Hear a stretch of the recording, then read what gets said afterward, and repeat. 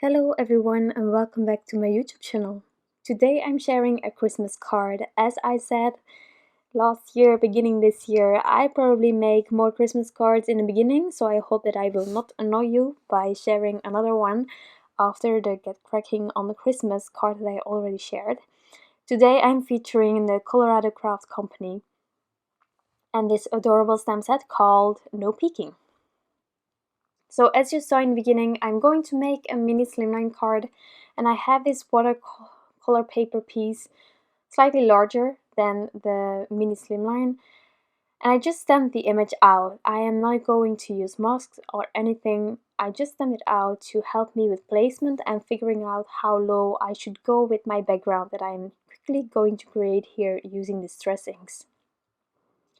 So first of all, as you can see here, I'm going back and forth really quickly. I know I sped it up, so this is not exactly the speed, but you can see I'm not doing anything crazy. I'm going back and forth from left to right, making sure that I have a nice blend in between the colors, but that's all that I'm doing. Really simple.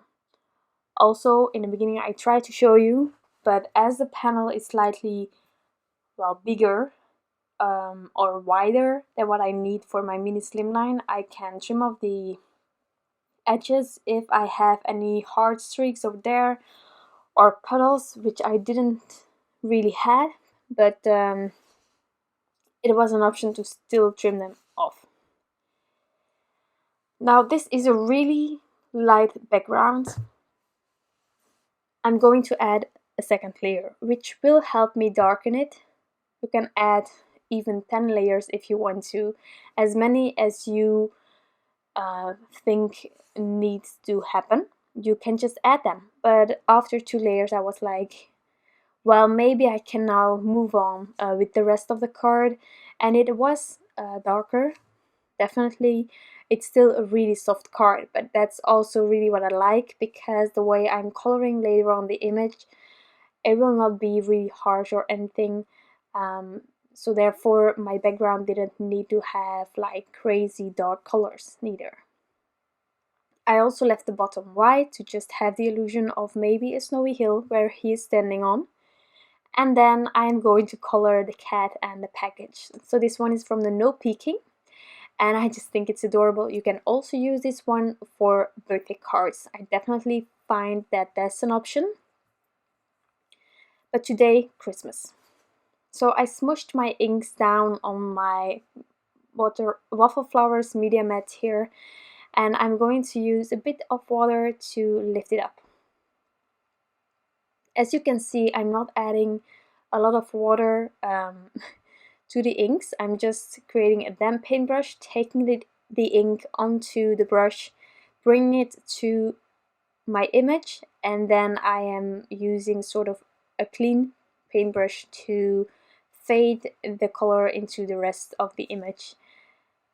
And I'm adding the color only there where I want to have some more shadowing or more depth or anything like that. You can keep adding layers as much as you need to get the depth created, but I really think that it's all about layering here.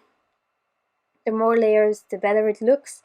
You can add a lot of ink all at once, but then, well, personally I find that it's cute this way.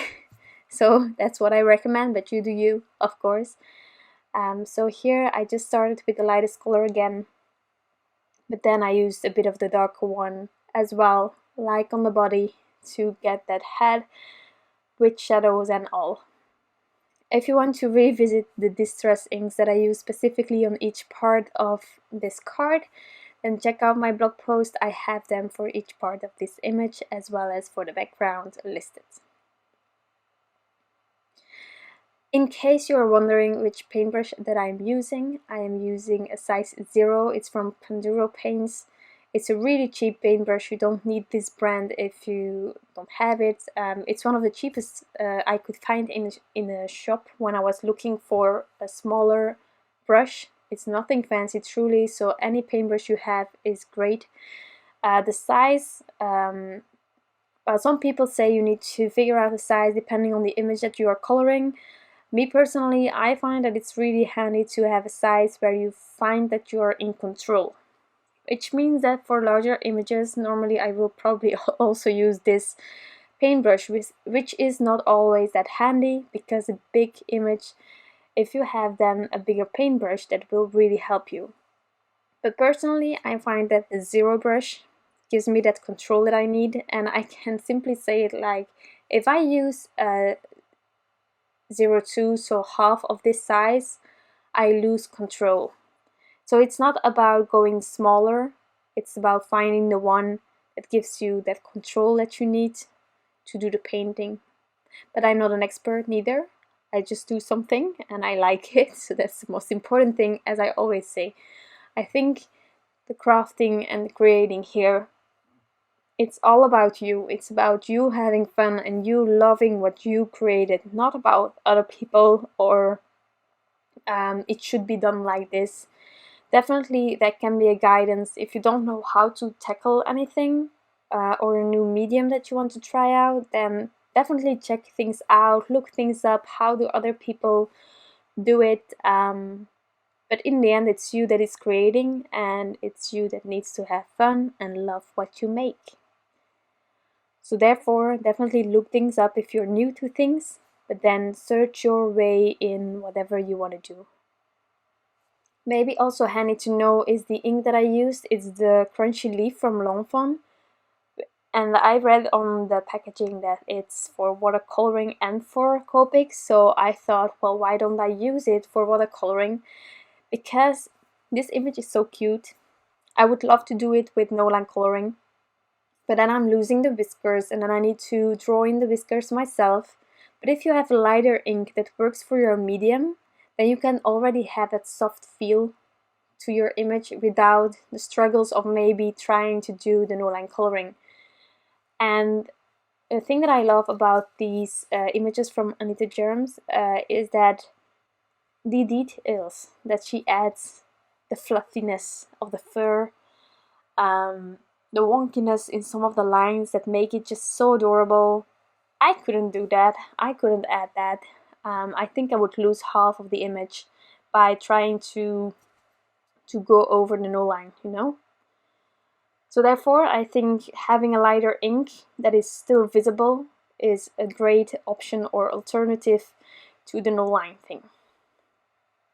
So as you know, I stamp out the image and I know exactly where I am going to place this one. I'm going to use thin foam squares, of course, to have a bit of dimension, but I know already where I'm adding it. Now the sentiment, I am white heat embossing. So I'm using my Ranger white embossing powder, super fine detail. I always use it, but any white embossing powder that is fine will work. I just don't have a lot of embossing powders. I think I have 7 bottles from, well, I think 2 whites, a clear one, a black one, gold, rose gold, and then I have another bottle that I never use. Yeah, I know, even 7 bottles is maybe a bit too much for me because, well, I don't use a lot of heat embossing. But I do like it when I can do a white heat embossing and then snow splatters and such. Really fun. So here I'm trimming down my panel and I'm just making sure that the width is right, and then that I like the amount of grounding that I have. I'm going to add the image and then I will do some ink splattering.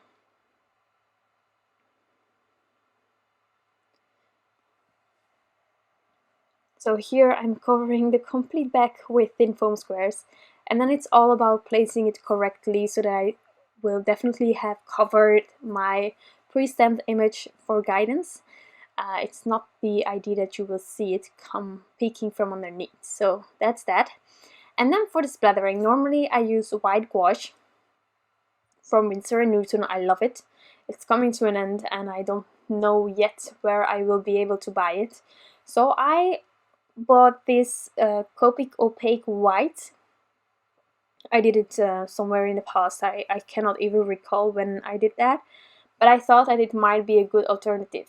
You will see me struggle right now because I have no clue how I need to apply it. Do I need to add a lot of water? Don't I need to add it? do I have enough ink or whatever this is. So after fiddling a bit, adding more water to make it spreadable, I just went for it. I decided to zoom a bit so that you could see it more, because my splatters today will be really thin. And so the zoom is probably working to let you see everything. I also am splattering on the cat and the present. It's something that you don't necessarily need to do if you want to keep your image without splatters. I completely understand. I sometimes do that as well. And you just don't add the image yet and just do it after splattering. But I think adding it afterwards is, well, really lovely to have the splatters all over. So as you can see, this panel is still way too long, but that's okay. This way I'm sure that I didn't trim the panel just slightly too small, you know? And I can still trim it just to size by bringing it to my paper trimmer. Just flipping it over, and then I will be able to trim it down like that. And that is my card. I'm not adding anything more. This image is so precious that I just wanted to keep my card as simple as possible.